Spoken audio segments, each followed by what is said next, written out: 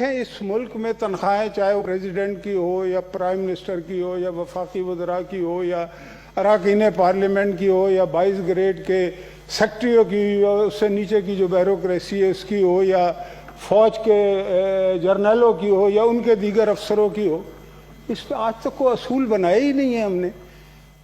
دنیا بھر میں جو تنخواہیں بڑھتی ہیں وہ ایک فنڈامنٹل رول ہوتا ہے، اس کا پرنسپل ہوتا ہے، اس کی بنیاد پہ بڑھتی ہیں۔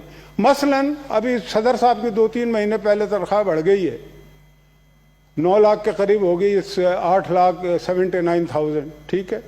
اسی طرح سے ججوں کی تنخواہ بھی اتنی ہی ہے اور اس سے بھی زیادہ، بلکہ ان کی تو 8 لاکھ سے زیادہ پینشن ہے۔ اب یہ اسی ملک میں ہو رہا ہے، جس ملک میں کم سے کم تنخواہ جو ہے وہ 17,000 ہے اور وہ بھی پوری نہیں دی جاتی پبلک سیکٹر میں، خاص طور سے پرائیویٹ سیکٹر میں۔ پبلک سیکٹر کا بھی برا ہی حال ہے۔ تو میں یہ کہنا چاہتا ہوں کہ ضرور رکھیں آپ 9 لاکھ روپے پریزیڈنٹ کی، مجھے کوئی اس پہ اعتراض نہیں۔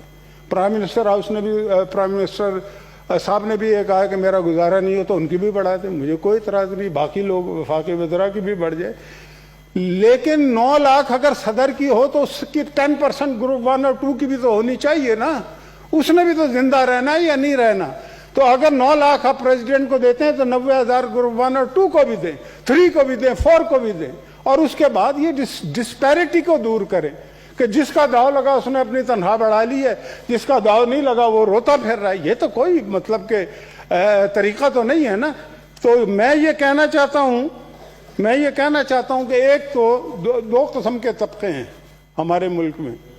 ایک تو چھوٹے تنخواہ دار ہیں، کنٹریکچوئلز ہیں، ڈیلی ویج ہیں، ان میں سے کچھ پبلک سیکٹر میں ہیں، کچھ پرائیویٹ سیکٹر میں۔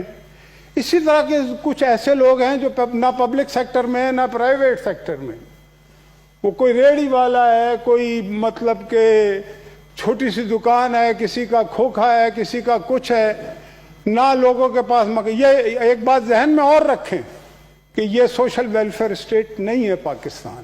ہم جس طرح سے اٹھا کے نا لوگوں کے ٹھیلے پھینکتے ہیں، گھروں کو مطلب کہ ہم مسمار کر دیتے ہیں اور اس کے متبادل کچھ دیتے نہیں، تو اس کے بعد پھر ابھی دیکھیں نا کتنی تیزی سے دہشت گردی اس ملک میں بڑھ رہی ہے، کتنی تیزی سے اسٹریٹ کرائم بڑھ رہے ہیں۔ یہ صرف اس لیے بڑھ رہے ہیں کہ 80 لاکھ لوگ بے روزگار ہو چکے ہیں۔